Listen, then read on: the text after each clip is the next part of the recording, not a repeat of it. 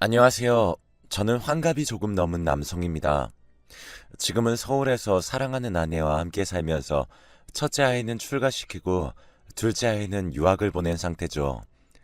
괜찮은 중소기업을 운영하며 지금까지 살아와서 집안은 상당히 부유하고 경제력 있는 편입니다. 아내도 그렇고 아이들도 그렇고 하고 싶은 것은 모두 하게 적극적으로 밀어주면서 살아왔고 저 역시 하고 싶은 일은 마음 가는 대로 하고 살아온 사람입니다. 친구들도 비슷한 녀석들이 많았습니다. 제게는 같은 중학교와 고등학교를 나와서 대학까지도 같이 간 희한한 인연인 친구가 넷이나 있습니다. 다들 공부를 잘해서 가능한 일이었던 것 같기도 해요. 우리 다섯은 항상 같이 다니며 공부를 하거나 놀았고, 그래서 연애도 비슷한 나이에, 결혼도 비슷한 나이에 했습니다. 아이도 모두들 비슷한 나이에 낳았기에 아이들의 결혼도 비슷한 시기였죠. 그래서 참 좋긴 했던 것 같습니다. 인생이 어려운 시기에 부딪혔을 때 저 혼자라는 생각을 하지 않아도 되고 항상 친구들과 고민을 나누며 대화할 수 있었으니까요. 다들 내가 겪었던 경험을 이야기해주고 다른 친구들로부터 이야기를 들으며 위기를 헤쳐나갔어요. 그런데 우리 다섯 중 딱 한 명이 인생 경로가 저희와 좀 달랐습니다. 어떤 면에서 그랬냐 하면 연애와 결혼해서 그랬어요. 그 친구는 외모에 자신이 없었습니다. 그리 자신이 없을 만큼 나쁜 외모도 아니었는데 그랬어요. 물론 잘생긴 것은 아니었지만 남자들은 대부분 아무것도 없어도 자신감만 넘치는 경우가 많은데 그 친구는 그렇지 못했죠. 여자들 앞에서 숫기도 없고 뻔뻔하게 들이대는 성격도 부족해서인지 대학 졸업 때까지 연애를 못했습니다. 졸업 후 좋은 기업에 취직해서 딱 한 번 여자를 만났던 적이 있었는데 그 여자가 하필 다방 아가씨여서 우리가 기절할 것 같은 기분으로 뜯어 말렸었죠. 아니나 다를까 그 여자가 순진한 친구를 완전히 뜯어먹고 임신해서 집에 들어앉으려고 덤벼서 그 친구의 부모님이 거의 졸도 직전까지 가게 되었답니다. 우리는 서로 부모님들까지도 잘 아는 사이였기 때문에 친구의 부모님이 기함하시는 걸 보고 저희도 놀랐었죠. 야, 김명수, 너 무슨 생각으로 그런 여자를 만났냐? 다른 여자들은 날 안 만나주잖아. 어떻게, 왜 널 안 만나줘? 명수 네가 뭐 어떻다고 그래? 국내 굴지의 대기업에 들어갔고 성격도 착하고 뭐가 모자라서? 모르겠어. 그냥 여자들이 싫어하는 것 같아. 아니 무슨 소리야. 그게 아니라 네가 너무 부끄러움이 많은 거겠지. 여자들한테는 남자들이 과감하게 다가가 줘야 돼. 그러다가 싫어하면 어떡해? 싫어하면 그냥 신사답게 물러나주면 되는 거지. 야, 한 번에 성공하는 사람이 어디 있냐? 호감 가는 여자들한테 호감 표현하고 만약 아니면 그만두면 되는 거야. 뭐가 그렇게 어렵냐? 모르겠다. 난 정말 그게 너무 힘들어. 친구는 다방 여자와 헤어지고 나서 외로움을 토로했습니다. 나중에 친구도 그 여자가 자기한테 돈 받아서 다른 기둥서방 같은 남자한테 입금하고 있었다는 걸 알게 되어서 심하게 실망하고 헤어졌는데요.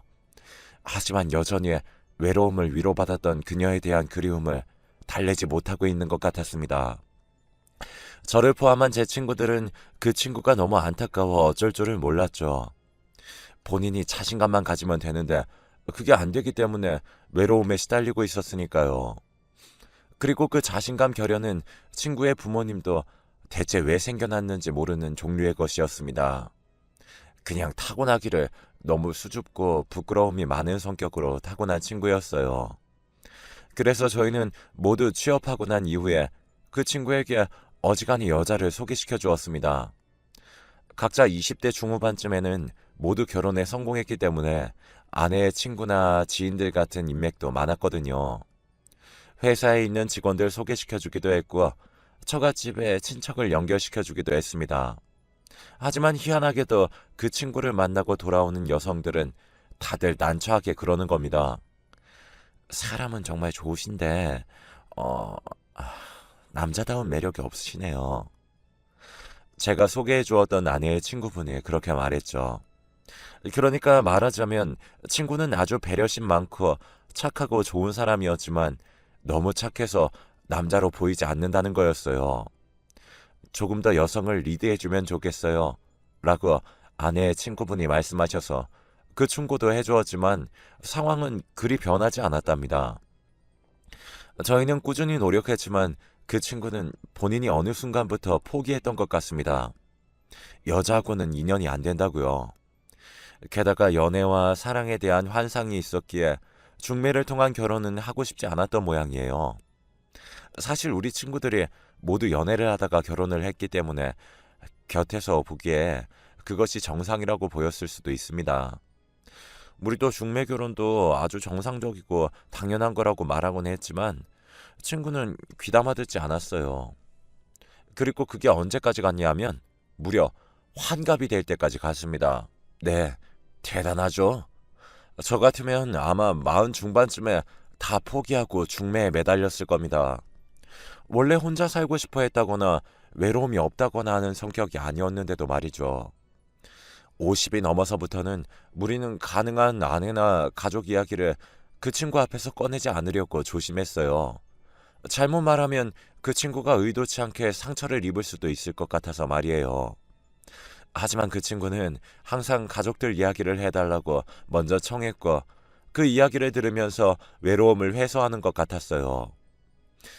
네 아이들이나 아내가 참 고맙고 대견하다며 아이들에게 챙겨주라고 용돈을 주거나 해외에 다녀오면 선물을 사가지고 오거나 하는 일도 많았죠. 우리는 그 선물을 거절하지 못했습니다. 거절할 명분도 없었고 거절하면 친구가 매우 서운해했거든요. 친구가 돈이 없으면 그 핑계나 댈 텐데 문제는 우리 5명 중에 그 친구가 가장 사회적으로 성공했다는 겁니다.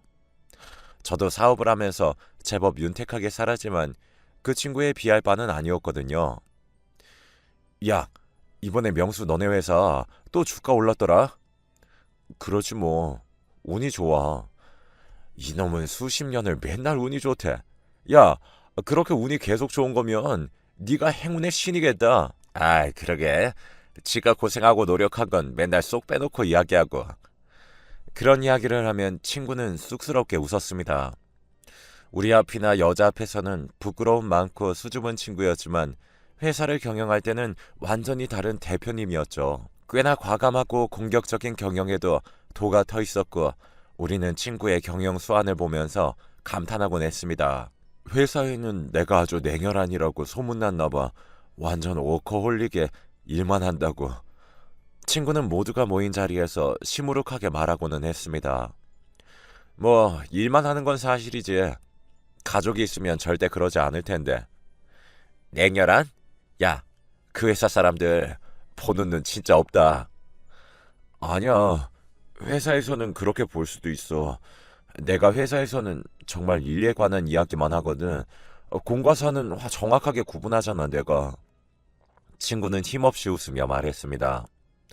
어째서 저 오랜 시간 솔로를 유지해 왔나 싶었는데 아마 그렇게 회사에서는 완벽한 대표님의 모습으로 있어서 그랬던 모양이었겠죠. 누구도 다가갈 엄두도 내지 못하는 말끔한 대표님 모습으로 말이죠. 우리는 혀를 찼지만 거기에 대해 더 말을 붙이진 않았습니다. 여태까지의 경험으로 인해 어떤 말도 그 친구에게 도움이나 위로가 되지 않을 거란 사실을 알았기 때문이었죠. 그리고 우리는 앞서거니 뒤서거니 하면서 환갑을 맞이했습니다. 코올리게로 한 동네에서 만난 친구들이 환갑을 맞이하는 걸 보는 건 정말 이상한 일이었어요.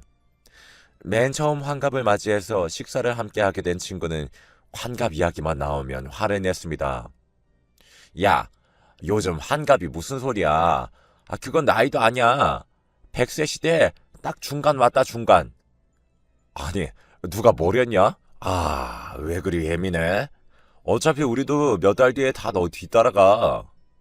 친구들은 킥킥대면서 어린애들처럼 환갑 맞은 친구를 놀려댔습니다. 저 역시 마찬가지였죠. 환갑을 맞은 친구는 가족들이 환갑잔치 대신 식사를 함께 모여서 먹는 것도 못마땅하다며 화를 냈습니다. 나이를 언급하는 것 자체가 싫다면서요. 결혼을 못한 친구는 어색한 미소를 지으면서 말이 없었습니다. 지금 생각하면 그 친구는 아마 환갑을 맞이했을 때 축하해줄 가족이 없다는 사실을 떠올리고 있었던 것 같습니다. 인생 말년에 대한 위기감이 진하게 느껴졌을지도 모르죠. 그로부터 몇 달 뒤 우리는 매우 뜻밖의 소식을 들었습니다. 야, 명수 결혼한다는 전화 받았어? 노총각 친구로부터 연락을 받은 우리 친구들은 모두 모여서 놀란 얼굴을 하고 있었죠. 어느 날 저녁 갑자기 그 친구가 전화해서 자기가 결혼하게 되었다는 소식을 전한 거죠. 우리는 너무 놀라서 서로 얼굴을 쳐다보며 의아한 시선을 나눴습니다. 아니, 갑자기? 아, 그래. 몇 달 전만 해도 아무 일도 없었잖아. 그러게. 어떤 사람을 만나길래 환갑도 넘어서 결혼을 하겠다고 갑자기 그러는 거지? 친구들은 얼굴이 어두워졌습니다. 노총각 친구는 이미 젊었을 때 한번 다방 아가씨한테 넘어가서 큰일 날 뻔한 경험이 있었기에 더욱 그랬죠. 그리고 누가 봐도 한갑이 넘어서 갑자기 결혼한다고 나서는 일이 평범하진 않았습니다. 혹시 또 옛날처럼 또 그러는 건 아니겠지? 야, 설마. 아, 그런 소리 하지 마. 진짜 안 된다, 그건. 그래, 환갑 넘어 그걸 당하면 명수 완전 죽고 싶을 텐데. 설마 이번에는 괜찮겠지. 다들 불안한 마음으로 친구를 기다렸습니다. 회사 때문에 바쁜지 조금 늦은 노총각 친구는 약속 장소로 와서 인사를 했어요. 얼굴이 무척 밝아서 여태까지 본 그 친구의 모습 중 가장 활기차 보였죠. 다들 모였구나. 야, 그래. 어떻게 된 거야? 갑자기 소식 들어서 놀랐어. 우리 전부 다 무슨 일이냐고 하고 있었다. 그냥 뭐 전화로 말한 대로 그냥 그렇게 됐어. 노총각 친구가 쑥스럽게 말했습니다. 지난번 모임 이후에 만난 여잔데 와인바에 갔다가 만난 사람이거든. 대화도 잘 통하고 무엇보다 날 잘 이해해줘서 결혼하기로 마음먹었어. 이번이 아니면 정말 죽을 때까지 기회가 없을 것 같아서. 와인바? 우리는 불현듯 걱정이 되어 친구를 쳐다봤습니다. 노총각 친구는 그 눈길의 뜻을 알았는지 얼른 손사래를 치더군요. 아니야.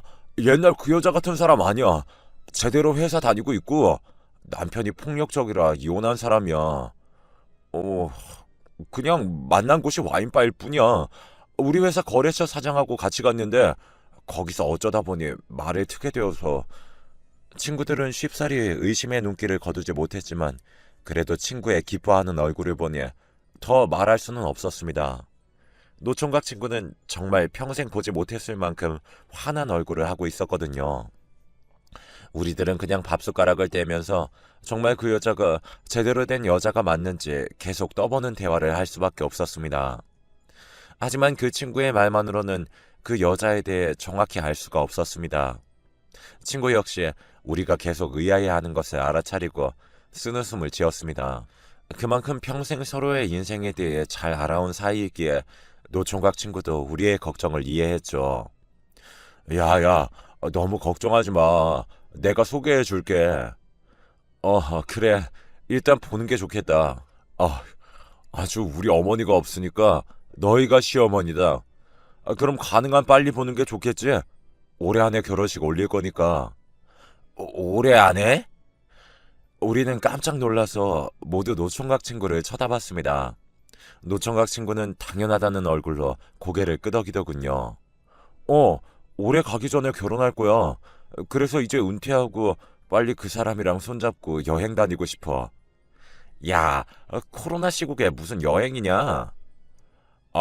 뭐 제대로 된 여행은 아니더라도 서울 여기저기 구경도 다니고 나 너무 일만 하느라고 제대로 구경 다닌 적이 없단 말이야. 이제 어디 가더라도 외롭지 않을 테니까. 그렇게 말하는 친구의 얼굴이 너무 기뻐하고 있어서 우린 더 이상 말하지 못했습니다. 그냥 그로부터 일주일 뒤 친구와 그 여자분과 식사 약속을 잡고 끝낼 수밖에 없었죠. 그리고 식사 약속 날이 되어서 모두가 다시 모였습니다. 노총각 친구가 약속대로 여자분의 손을 잡고 나타났습니다. 우리는 여자와 자연스럽게 손을 잡고 나타난 그 친구가 너무 어색해서 우리도 모르게 쳐다보다가 얼른 일어나서 인사를 했죠. 안녕하세요. 처음 뵙겠습니다. 아, 네. 처음 뵈어요. 그렇지 않아도 뵙고 싶었어요. 여자분은 환하게 웃으면서 저에게 인사했습니다. 우리 친구들은 서로 눈길을 주고받으며 의미심장한 표정을 지었죠. 나이가 50에 가까웠는데 친구의 나이를 생각하면 거의 띠동갑은 되어 보였습니다. 게다가 꽤 미인이었지만 화장이 너무 짙고 향수를 많이 뿌려서 곁에 가면 재채기가 날 정도였죠. 저희에게 그 여자의 첫인상은 그리 좋지 않았습니다. 옛날 그 다방 아가씨의 악몽이 떠오를 정도였네요. 명수 씨 친구분들답게 점잖으시네요. 말씀 많이 들었어요. 아, 예. 저희도요. 우리는 사회생활에서 하던 버릇대로 무슨 일을 하시냐고 물었고 여자분은 능숙하게 작은 회사에 다닌다고 했습니다. 격리 일을 한다고 했고요.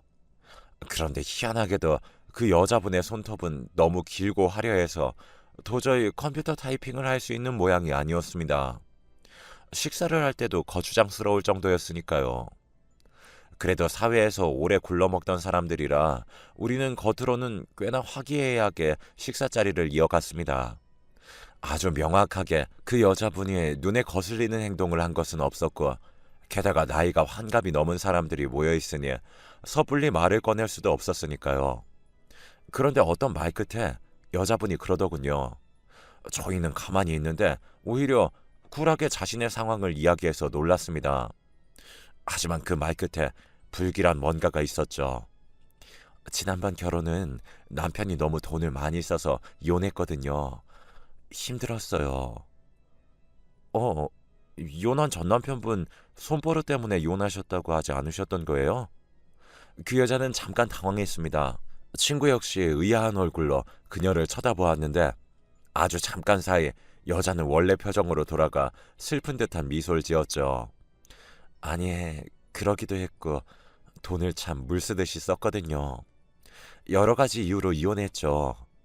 아, 그러셨군요. 말이 안 되는 이야기는 아니었지만 뭔가 예감이 이상했어요. 저와 친구들은 동시에 아주 기묘한 표정이 되었지만 친구는 그대로 납득하면서 슬픈 듯이 고개를 끄덕였죠. 회사에 관련된 일에는 그리도 기민하고 야가 빠졌으면서 사생활에서는 저렇게 둔하고 순진하다니 알다가도 모를 일이었습니다. 하지만 결정적으로 뭔가 이상하다는 확신을 얻지 못해서 우리는 노총각 친구에게 이상하다는 말을 꺼내지 않았습니다. 사실 환갑이 넘었으니 이제 결혼은 자기가 알아서 해야 했죠. 누구와 결혼하든 남은 인생도 얼마 없으니 자기가 하고 싶은 대로 해보는 것도 나쁘지 않았고요. 인생이 창창하던 20대 초반과는 다른 시기였습니다.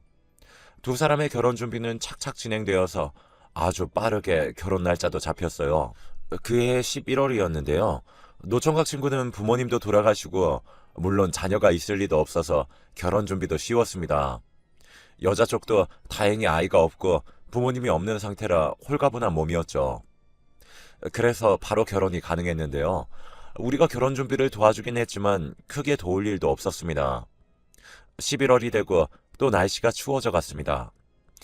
코로나 시국인지라 사람들을 많이 부르지는 못했고 적은 숫자에 가장 친한 사람들만 불러 모았습니다.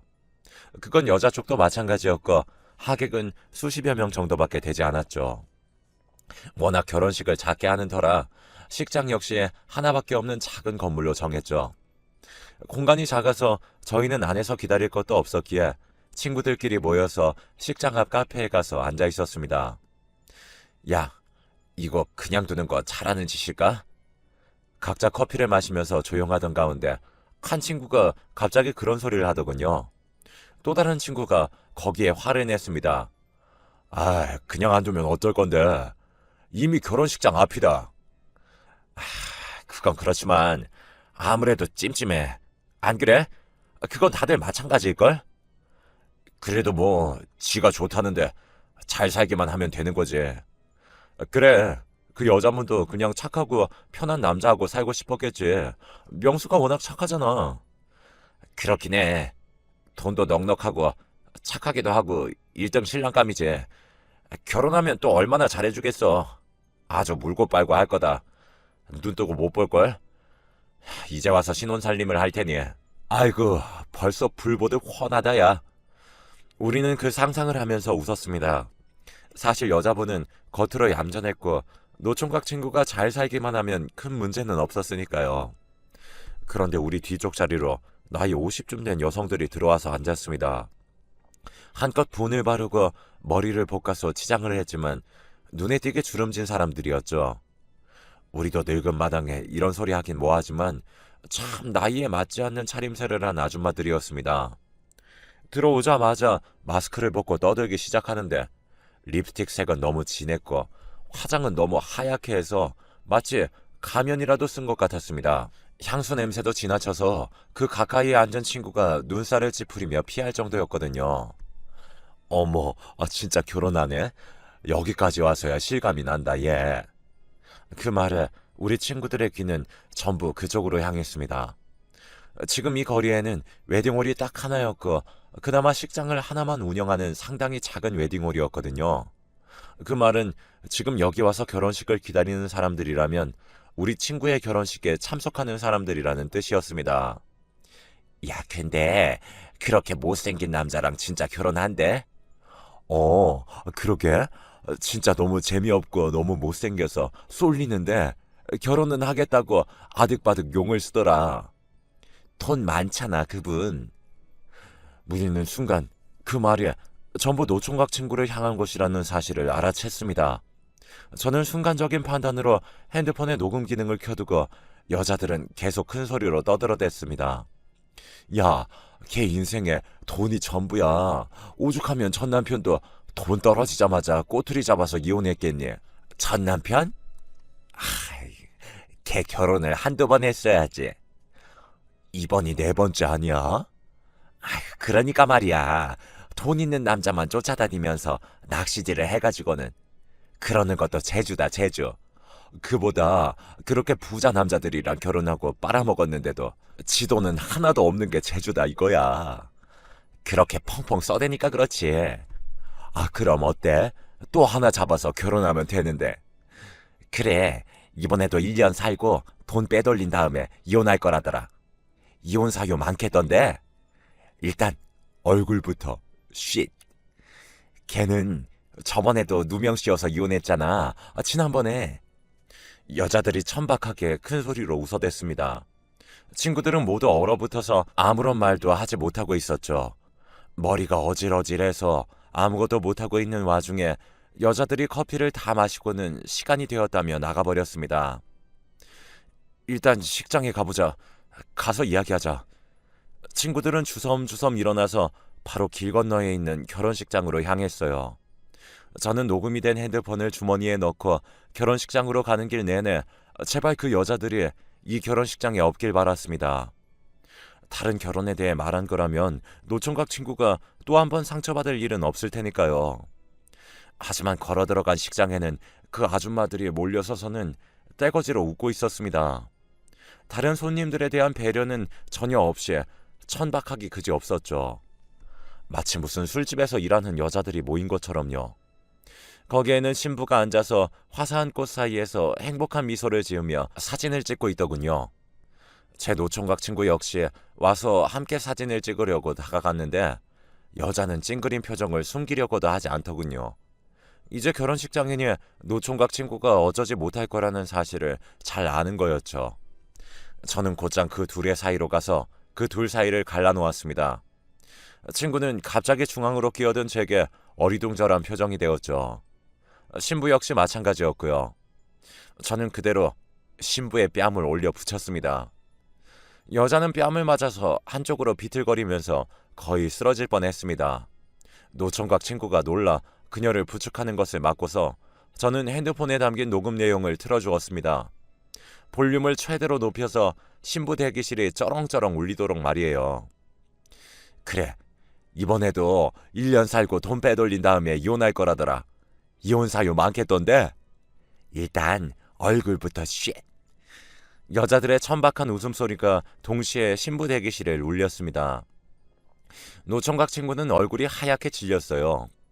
그리고 동시에 신부 대기실로 얼굴을 내민 신부의 친구들, 아까 그 아줌마들이 시끄럽게 소리를 지르기 시작했습니다. 어머 어머, 무슨 일이 있는 거예요?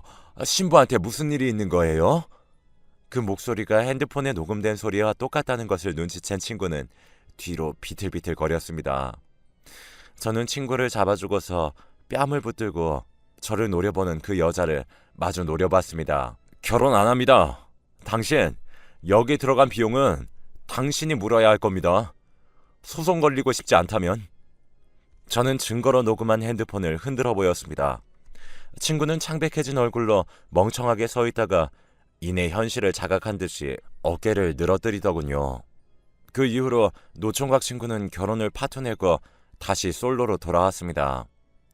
여자는 끝내 결혼하자고 매달리다가 결국 결혼식에 든 비용을 절반 토해내고 떠났습니다. 친구는 마음이 약해서 여자한테 그 비용 전부를 물어내게 하지는 못했던 거죠. 친구들은 화가 몹시 나서 소송이라도 걸라고 했지만 친구는 씁쓸하게 고개를 저을 뿐이었습니다. 상당히 찝찝하게 끝나버린 이야기죠. 결정적으로 친구가 피해를 입은 것은 막았지만 애초에 왜 그 여자의 정체를 알아채지 못한 건지 우리 친구들도 후회를 했습니다. 만약 카페에서 우연히 마주치지 않았다면 그대로 결혼이 진행되어 더 큰 피해를 입었겠죠. 이렇게 황당한 상황도 있었다는 것을 사연을 들으시는 분들이 잘 염두에 두셨으면 합니다. 결혼은 인연이라지만 그 인연도 아주 신중하게 서로를 잘 알아가면서 다가가야 한다는 사실을 되새기면서 제 사연을